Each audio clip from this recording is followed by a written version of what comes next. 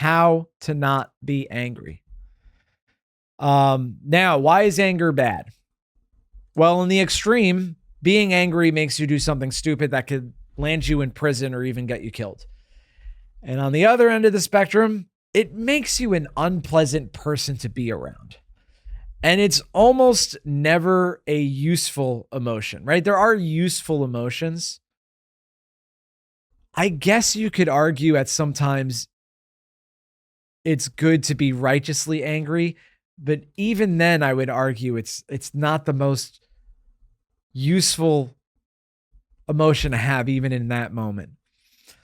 And being angry requires, in my view at least, an irrational belief in free will.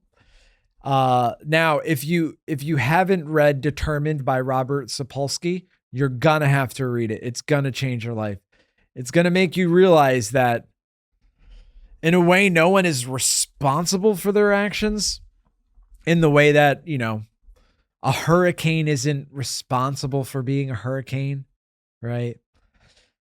And usually the time spent being angry is just you ruminating on why you're allowed to be righteously angry over and over again.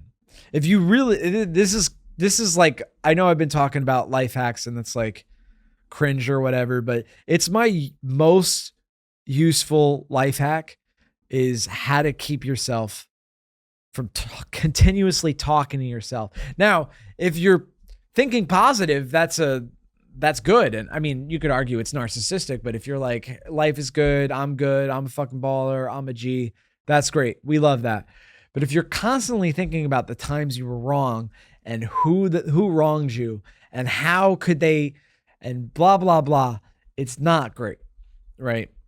So if you realize that anger is just an emotion that you can let go of, the half-life of anger is like 3 seconds, Like I live in New York City, right? And part of living in New York City is that people on bikes almost hit you at all times, right?